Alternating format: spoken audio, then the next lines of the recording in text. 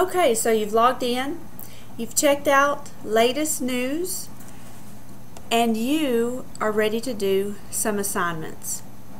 You've gone through, you've read the PowerPoint, you've read these different readings, you've taken all the notes that you need, so let's talk about submitting some of these assignments. The very first assignment you have is what's called a forum. Now, all of these forums are going to look differently, so it's very important that you read the instructions with every single one of them, because they may say something differently up in here before you get to the question area, okay? This forum is pretty basic. It's just 4 questions asking you about scarcity and about different decisions that you've had to make recently.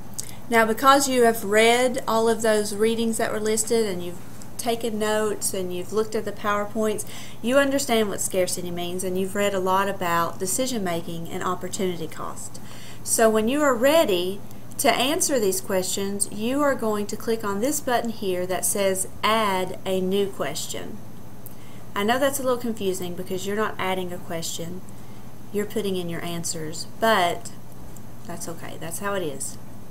And what it's going to do, it's going to pull up those questions again, which is very nice, and then you scroll down and it's going to give you an area here to write your answers. Okay?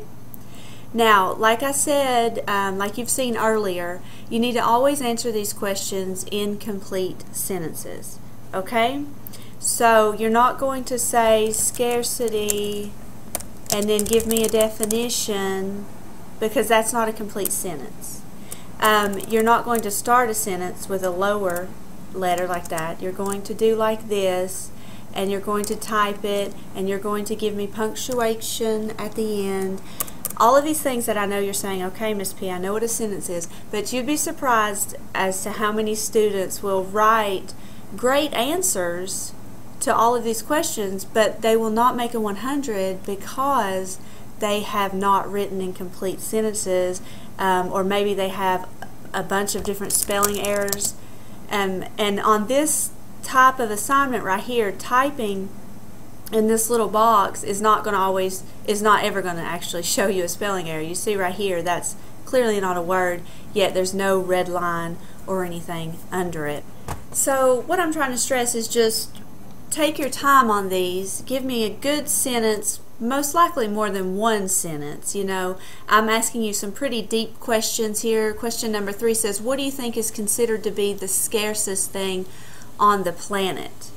That's, you know, that's a pretty big question, and you're not just going to write down something like clean water and then leave it, because, you know, I want an explanation. Tell me, why do you think that is the scarcest thing on the planet? And just FYI, clean water is not considered to be the scarcest thing on the planet, so I wouldn't put that as your answer. So you go through, you answer all of these questions that are up here, you read through what you've written, you think it looks good, you've checked for misspelling, you've checked for grammar errors, you like what you see, you're going to give it a subject, anything you want. This is talking about scarcity, so I wrote scarcity. A lot of students will write their names, which is fine. Any kind of subject or heading that you want to give it, that's fine. And then you scroll down and you're going to click on Post to Forum.